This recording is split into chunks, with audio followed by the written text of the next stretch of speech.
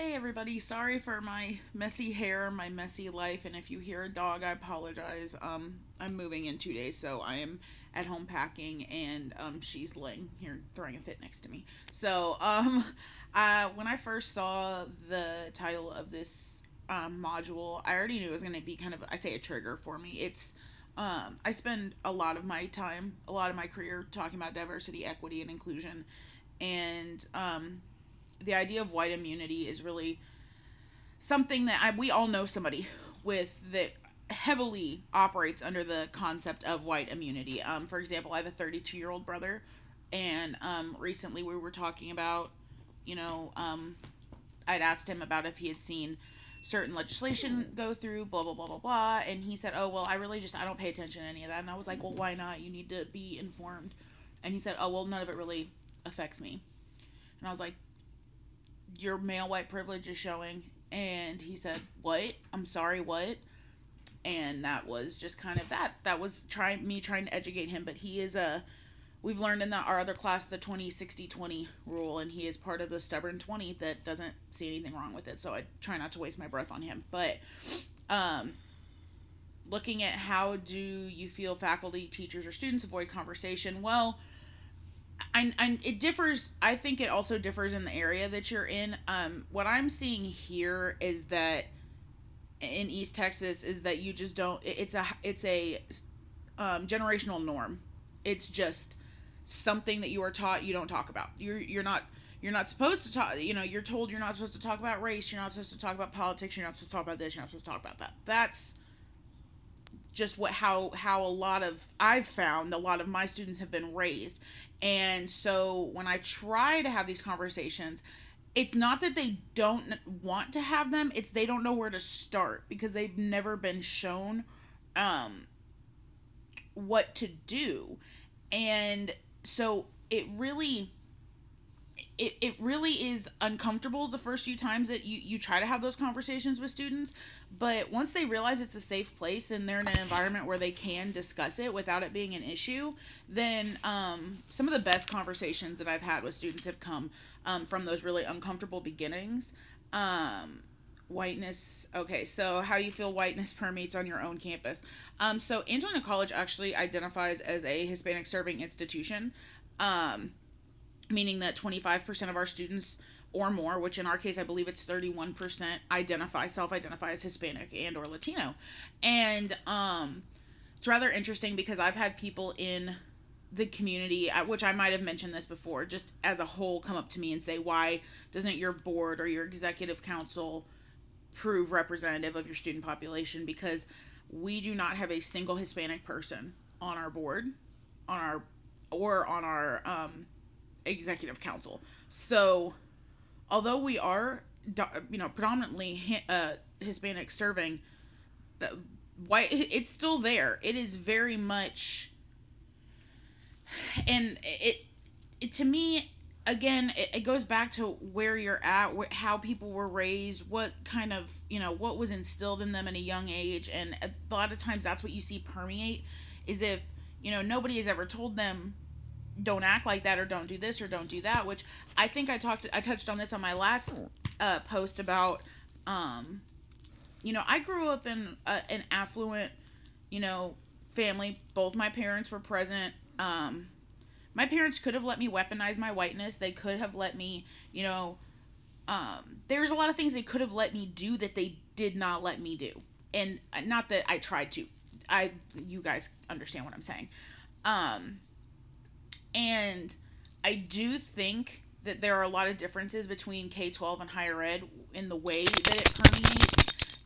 When we're talking about students, I think that the older a student gets, the more they are, if they haven't learned, if they haven't been taught, if they haven't had that predisposition to have those hard conversations, I do think that they are more likely to try to avoid those conversations and to say, like, well, it's not really an issue, like, I'm not racist, I'm not, but it's not about the one, it's about the whole, and it's about changing the narrative. And the speaker spoke about well, he said it way more eloquently than me, but basically that uh, if we can recognize our white privilege and know, okay, it's there, what are we going to do to aid the problem? Don't let it, it's basically, it's what are you going to do to fix the issue at hand for, everybody else? In our gender differences with white men and white women and unconscious habit, I really see that here in East Texas. I've had conversations with friends before where I was a part of the conversation. The other friend was a Hispanic pharmacist, young male, and then another friend that is a clerk at a bank, white male.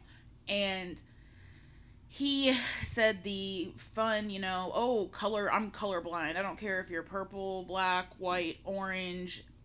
If you're, if you act a certain way, I'm going to treat you a certain way. And I'm like, no, you don't understand what we're trying to say. And we were trying to discuss the fact that if all three of us walked into a room, he would automatically be given favor, then likely me, then likely our friend that was a pharmacist that was Hispanic, and he just continued to argue that. And he did not understand that just because he's a white male, that he automatically has privilege. And so with that, I've noticed some of the same things happen in the college setting. And there again, I just, a lot of it I think is the area as well. And people at Angelina College, and I've mentioned this in my papers too, that fear mongering is a big thing at Angelina College. Like, if there are certain people that you upset, that is the end of your career. And so a lot of them happen to be those that really do have that the whiteness predominating through them, and it is expressed in their courses. It is expressed in their behaviors with other faculty and staff. And so I have noticed, as I was speaking about, my brother earlier, I've noticed it at the college that white men tend to be the biggest contributors to this issue on our campus. And not to say that there are not white females that are, because trust me, there are, and there's one that was part of the reason as to why I tendered my resignation. And so it's one of those things that I've spent half my career talking about this and trying to have those difficult conversations, and I try to explain to students and faculty and staff that you need to get comfortable with being uncomfortable. So if you're uncomfortable having these conversations, you're going to have to learn, because it's not going to go anywhere. We have to have the hard conversations in order for us to move forward. And it's been eye-opening, and it's been it's been a privilege working with the students that I have worked with. But now, it's time for me to move on somewhere else where I can make a bigger impact and I can make a bigger difference. And I just think that we as a society need to sit down, which obviously we're not all going to do that, but sit down and figure out where the root of this is coming from, and why we are the way we are, or why people are the way they are, and why they don't want to have the conversations. Because it could be something along the lines of, oh, I don't want to make somebody else feel uncomfortable. Or it could be like, I'm uncomfortable with it. Or I don't see you have to, in order to have the conversation, you have to understand where the other person is coming from so that you can start the conversation. That's where I think one of the biggest problems is that you can't just head on attack it. You need to figure out the background story. You need to figure out if there is somebody sitting there that is truly just a racist person, or if it is blissful ignorance and they just need a little bit of guidance. So I look forward to hearing what everybody else has to say about this, but white immunity, I believe, is something that is very, very, very present, especially here in Deep East Texas.